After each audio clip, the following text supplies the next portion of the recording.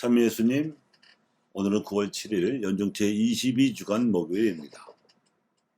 깊은 데로 저어 나가서 그물을 내려 고기를 잡아라고 말씀하셨던 예수님의 가르침으로 강론 제목을 삼았습니다. 오늘 복음은 예수님께서 어부 네 사람을 제자로 부르신 이야기를 전해줍니다.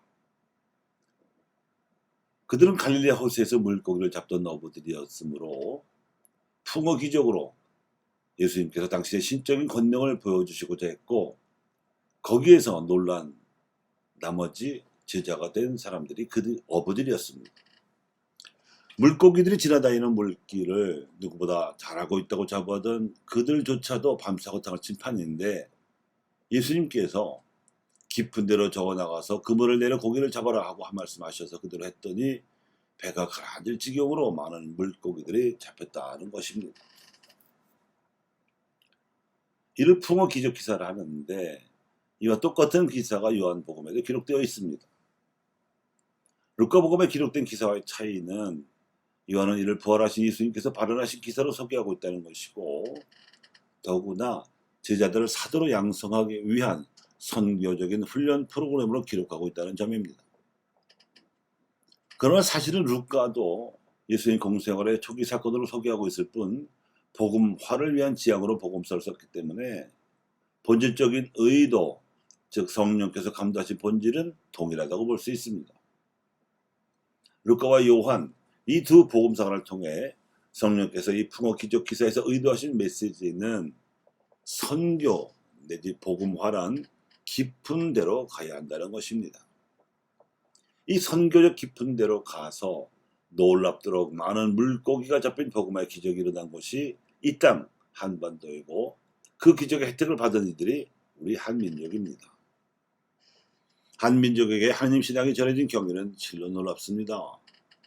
예세 소속으로 중국에 파견된 이태리 선교사 마테오 리치 신부는 한문과 유학을 공부한 끝에 천주 실의를 1594년에 펴냈습니다.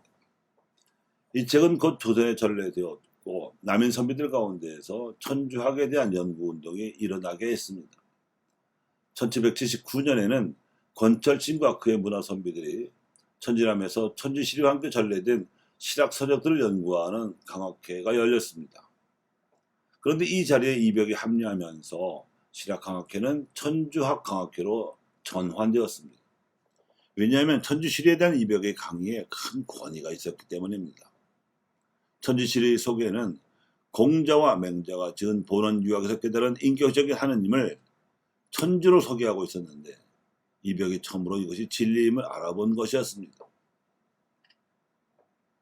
중국의 유학자들이나 조선의 선비들이 수백 수천 번, 어쩌면 그 이상 읽어보았을 공자의 저술에서 마테오 리치가 하나님의 인격적인 면모를 발견한 일도 기적이지만, 이를 읽은 이벽이 보이론적인 바탕에서 마테오 리치보다 더 해박하게 천주교 교리를 풀어내어서 성교유지와 한글로 된 천주 공경가를 지은 일도 그에 못지않은 기적이었습니다.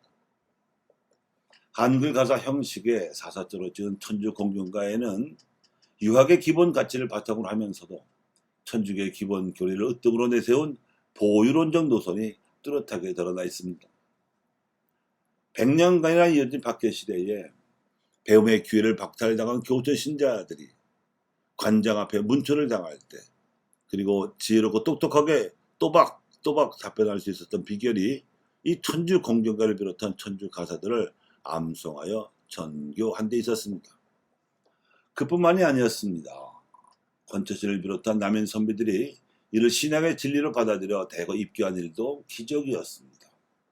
그리고 동생인 권일신과 함께 권처신의 그 문화생들이었던 여주의 윤유일과 김건순, 포천의 홍교만, 내포의 이존창, 충주의 이기현, 전주의 유황검, 진산의 윤지충 등을 비롯하여 이벽과는 동서지간이었던 이승훈, 사돈지간이었던 광주의 정약전, 약전, 약용, 삼형제, 약현의 사위 황사영 등 학폭으로 보아 남인계열에 속하고 지조로 보아 그 시대의 별들이라 일컬어도 족한 엘리트 선비들이 일거에 천주교 신자가 되었습니다. 메마른 무시론 바탕에 공허한 사변 일변도의 성리학 세계에서 좋기 수백 수천 번 읽어보았을 천의 관념으로부터 물리적인 자연의 한 일이 아니라 인격적인 하느님을 알아보게 하시어 이 땅의 신앙의 진리를 들여보내신 하느님의 섭리가 실로 오묘합니다. 그 결과 하늘천의 유학 개념에서 인격천의 진리를 깨우친 이 조선 천주교인들은 하느님의 영광스러운 능력에서 오는 모든 힘을 받아 강해져서 모든 것을 참고 견뎌내는 은총을 받았습니다. 인간의 신체적 저항력을 능가하는 그 모진 고문을 견뎌내고 무려 2만 명이나 되는 천주교인들이 천주를 증거하며 지명할 수 있었던 것입니다. 그들은 모진 고문을 받아 헤어질 때로 헤어져 만신자가 된 몸으로 형제에 끌려가면서도 성도들이 빛의 나라에서 받을 상속의 몫을 차지할 자격을 얻은 기쁜 마음으로 기꺼이 휘가이가 휘두르는 칼날에 자신들의 목을 내밀 수 있었습니다. 우리는 그 가운데서 겨우 124위와 103위 순교자들만 각각 복자품과 성품에 올릴 수 있어서 어둠의 권세에서 밝음의 나라로 옮겨 놓았을 따름입니다. 하지만 2만여 명의 치명자 중 나머지 증거자들의 영혼 역시 천상에서 우리를 위하여 끊임없이 전구해주고 계심을 우리를 믿습니다. 그 은총의 총합이 어마어마합니다. 이는 결국 지금 이 세상에서 믿음을 살고 있는 우리로 하여금 모든 영적 지혜와 깨달음을 얻고 주님께 합당하게 살아감으로써 모든 면에서 그분 마음에 들고 온갖 선행으로 열매를 맺도록 하기 위한 것입니다.